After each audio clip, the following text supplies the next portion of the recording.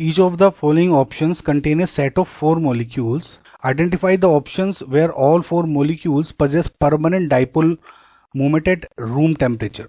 Now guys देखिए इस type के क्वेश्चन वैसे तो आप देखिए मैं डायरेक्ट आंसर भी बता सकता था, लेकिन मैं सारे के सारे कंपाउंड्स को डिस्कस करूंगा कि उसमें डाइपोल मूवमेंट क्यों नहीं है, ताकि इस टाइप के क्वेश्चन में आपको फ्यूचर में कभी दिक्कत ना हो।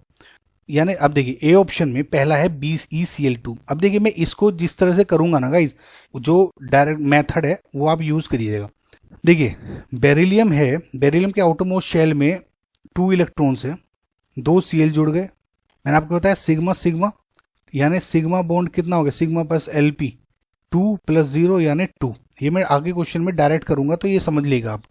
2 यानी 2 है तो sp हाइब्रिडाइज्ड हो गया। ट्रिक है, ट्रिक की वीडियो देखिएगा आप, अगर आती नहीं होगी आपको तो sp हाइब्रिडाइज्ड होगी।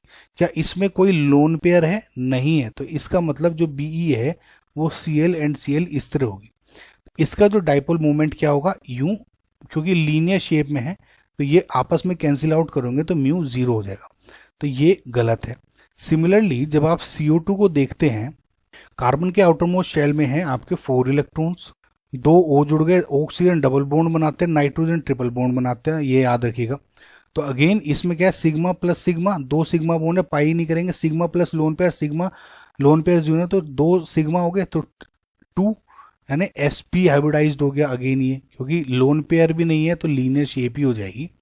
लोन पेयर क्यों बता रहा हूं मैं आपको, अभी आगे के ऑप्शन में समझ में आ जाएगा।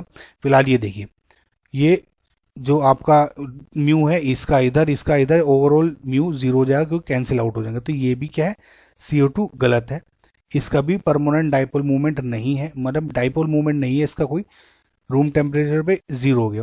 अगेन BCl3 देखते, बोरोन आउटरमोस्ट शेल में 3 इलेक्ट्रॉन्स होते हैं, 3 Cl जुड़ गए, कोई लोन पेयर नहीं, sigma sigma sigma 3 sigma bond हो गए, सिग्मा प्लस Lp की वैल्यू अगर 3 आए यानी sp2 हाइब्रिडाइज्ड यानी BCl Cl एंड Cl इस तरह आ गई, ये शेप हो जाएगी प्लेनर, राइट। तो यानी इधर भी और इधर भी ये क्या है, क्योंकि 120 डिग्री का एंगल है, तीनों के तीनों आपस में कैंसिल आउट कर रहे हैं तो म्यू 0 हो जाएगा, तो ये भी गलत है।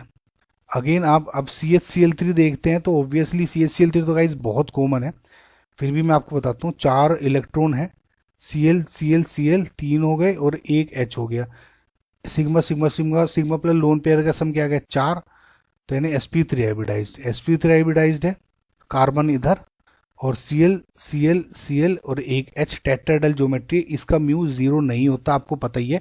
तो ये क्या है, इसका परमानेंट डाइपोल मूवमेंट है। फिलहाल आपका रॉन्ग आंसर हो गया क्योंकि सब में होना चाहिए। नेक्स्ट ऑप्शन आप देखिए NO2 का, तो NO2 में जो आउटरमोस्ट इलेक्ट्रॉन्स हैं वे क्या है 5, ठीक है गाइज। नाउ 2 O जुड़ गए डबल बॉन्ड से, तो अब क्या है, इसमें एक इलेक्ट्रॉन है, तो अब इसका स्ट्रक्चर कैसे होगा, देखिए सिग्मा प्लस सिग्मा Lp क्या है 0 है, लोन पेयर तो नहीं है ना कुछ गाइज, ये लोन पेयर नहीं है, सिर्फ एक इलेक्ट्रॉन है, तो सिग्मा प्लस लोन पेयर क्या हो जाएगा Lp 0 सिग्मा 2 यानी 2, यानी sp हाइब्रिडाइज इसका स्ट्रक्चर है। अब देखिए गाइज sp हाइब्रिडाइज का अकॉर्डिंग n का जो स्ट्रक्चर है वो कुछ इस टाइप से आना चाहिए, लेकिन इसमें क्या है ऐसा नहीं आता।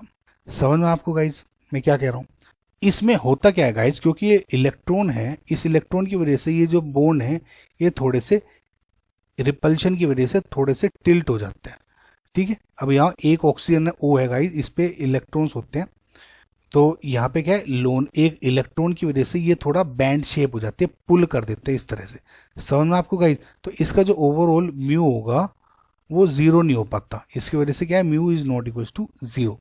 इस लोन पेयर की वजह से ये लीनियर शेप नहीं रही, ये थोड़ा पुश हो जाता है नीचे।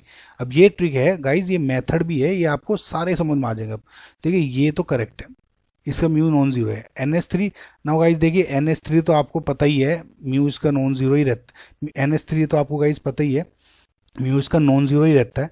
वैसे भी आपको बता दूं नाइट्रोजन 1 2 3 4 5, नाउ गाइज NO2 यानी जो नाइट्रोजन के ऑक्साइड्स हैं इनके स्ट्रक्चर की आपको मैंने एक ट्रिक बनाई हुई है वीडियो, जिसका लिंक भी डिस्क्रिप्शन में दे दूंगा जल्दी, तो आप उसे देखें, उस ट्रिक के अकॉर्डिंग आप बिना उसके जल्दी डायरेक्ट लिख सकते हैं। तो NH3 क्या है 1 2 3, लोन पेयर 1 है तो सिग्मा प्लस लोन पेयर क्या हो गया सिग्मा 3, लोन पेयर 1 यानी 4, sp3 हाइब्रिडाइज्ड स्ट्रक्चर होना चाहिए। अब क्या है N है 3 H हो जाते हैं, एक लोन पेयर है। इस लोन पेयर की वजह से क्या है, ये थोड़े से पुश हो जाते हैं, ऑब्वियसली सबको पता है sp3 हाइब्रिडाइज्ड है। सो इस लोन पेयर की वजह से इसका जो म्यू है वो नॉन जीरो हो जाता है। आई होप गाइज आपको समझ में आएगा। तो ये भी म्यू नॉन जीरो वाला है। अगेन अब आपके देखते हैं POCl3, अगर आपको ये दिख नहीं रहा है तो नेक्स्ट POCl3 लिखा हुआ है ये। तो फॉस्फोरस के जो आउटरमोस्ट शेल में अगेन नाइट्रोजन के ग्रुप में है तो 5 इलेक्ट्रॉन्स हो जाएंगे। तो अगेन PO दो तो बॉन्ड O के बना दिए, तीन बॉन्ड ने Cl के साथ बनाए, तो सिग्मा कितने हो गए, एक सिग्मा। ये पाई बॉन्ड है, सिग्मा काउंट करने से sigma sigma sigma sigma sigma plus LP कितना हो जाएगा, सिग्मा 4 LP 0 यानी 4 यानी sp3 हाइब्रिडाइज्ड।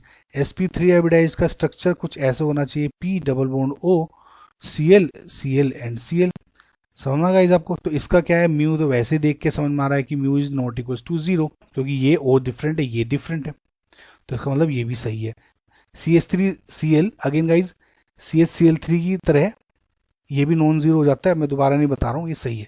तो ये आपका ऑप्शन सही है। नेक्स्ट क्वेश्चन देखते हैं गाइज, नेक्स्ट ऑप्शन देखते हैं guys, BF3 boron outermost shell में 3 इलेक्ट्रॉन F 3 ये हो गए, राइट। तो इसका क्या है, sigma plus sigma sigma plus LP क्या हो गया 3 sp2 हाइब्रिडाइज्ड है, यानी F कोई लोन पेयर नहीं है तो प्लेनर ज्योमेट्री है और 120 डिग्री तीनों में एंगल है, तो यानी ये क्या होगा, एक दूसरे को कैंसिल आउट कर देंगे, तो इसका मतलब 0, तो गलत हो गया। ठीक। अगेन गाइज आप ऑक्सीजन यानी O3 को देखेंगे तो O3 में जो आउटरमोस्ट शेल के इलेक्ट्रॉन्स हैं वो कितने होते हैं, 6, 1 2 3 4 5 एंड 6। O3 3 O हैं, एक O के तो ये मैंने ये बना दिया है ना, बाकी के अब 2 जोड़े हैं तो 2 O हो गए, एक लोन पेयर हो गया। तो सिग्मा प्लस सिग्मा एक LP यानी सिग्मा LP कितना हो गया, 1 + 1 2 और एक LP यानी 3 यानी sp2 हाइब्रिडाइज्ड। सो sp2 हाइब्रिडाइज कैसे दिखेगा, देखिए एक O ये हो रहा, एक O ये रहा, एक O लोन पेयर डोनेट करता है ये रहा, एक यहाँ पे क्या होगा लोन पेयर हो जाता है, ठीक है। तो इसकी वजह से क्या sp2 हाइब्रिडाइज्ड है, तो आपको साफ दिख रहा है mu is not equal to 0। तो ये है ऑप्शन, लेकिन फिलहाल तो ऑप्शन करेक्ट इनकरेक्ट ही हो गया सबका सब, ठीक है। तो ये तो ऑप्शन है नहीं, बाकी हम ऑप्शन प्रैक्टिस की वजह से देख रहे हैं। तो गाइज अब बाकी का देखेंगे, अगर SF6 में जल्दी जल्दी देखता हूँ, ऑक्सीजन के ग्रुप में है, आउटरमोस्ट शेल में 6 इलेक्ट्रॉन हो जाएंगे, 1 2 3 4 5 6 F जुड़ गए। तो अगर आप देखेंगे सिग्मा प्लस LP क्या, LP 0 1 2 3 4 5 6 हो गया सिग्मा, यानी 6 का मतलब क्या हो गया sp3d2। यानी अगर आप देखें तो ये क्या हो जाएगी, ऑक्टाहेड्रल ज्योमेट्री हो गई, यानी सल्फर यहाँ पे है, सेम प्लेन में 4 F हैं और 2 परपेंडिकुलर हैं F और F इधर, ठीक है। ये सेम प्लेन में है और ये परपेंडिकुलर है। अगर आप गौर से देखें ये वाला F और ये वाला F एक दूसरे के म्यू को कैंसिल कर देंगे क्योंकि स्ट्रेट लाइन में। सिमिलरली ये वाला F और ये वाला F आपस की को कैंसिल आउट कर देंगे, एंड सिमिलरली ये वाला F और ये वाला F आपस के म्यू को कैंसिल आउट कर देंगे, तो ओवरऑल म्यू 0 हो गया। तो ये नहीं है। XeF6 में देखें गाइस जल्दी से थोड़ा सा, Xe के आउटरमोस्ट जो शेल में 8 इलेक्ट्रॉन्स हैं, 1 2 3 4 6 7 एंड 8, 6 जुड़े हुए हैं, 1 2 3 4 5 6 F जुड़ गए। सो सिग्मा प्लस LP कितना हो जाएगा, 1 2 3 4 5 6 और एक लोन पेयर 1 यानी 7, इसका मतलब sp3d3, 3 3 6 और एक 7 ऐसा हो गया, sp3d3 हो गया। अब गाइज अब इसमें ध्यान से देखिए आप, तो नॉर्मली जो sp3d3 जो इसका स्ट्रक्चर है वो ऐसा होता है इसमें, क्योंकि एक लोन पेयर भी है तो Xe हो गया, ठीक है। अब 4 F, देखिए आइडियली अगर ये लोन पेयर ना होता तो कैसा होता, आइडियली कि 4 Fe आपस सेम प्लेन में है और जो 2 Fe हैं वे परपेंडिकुलर हैं। तो जैसे SF6 के केस में हुआ था, तो आइडियली इसका म्यू 0 होना चाहिए था कि ये और ये आपस में कैंसिल कर देंगे, ये इसको कैंसिल कर देंगे, ये इसको। लेकिन इसमें अगर आप गौर से देखें, क्योंकि इसमें एक लोन पेयर भी प्रेजेंट है, ठीक है, तो ये क्या है, इन सब बॉन्ड को थोड़ा सा पुश कर देगा। तो ये क्या है, ये और ये अब ओवरऑल क्या हो जाएगा, ये और ये बॉन्ड स्ट्रेट लाइन में नहीं रहेंगे। सिमिलरली ये वाला बॉन्ड थोड़ा सा टिल्ट हो जाएगा, प्लेन ये भी थोड़ा टिल्ट हो जाएगा, ये लोन पेयर है, ये भी थोड़ा इधर झुक जाएगा, ये भी थोड़ा सा इधर झुक जाएगा। तो ओवरऑल जो इलेक्ट्रॉन्स हैं ये स्ट्रेट लाइन में नहीं रहते, इसलिए म्यू इसका नॉट इक्वल टू 0।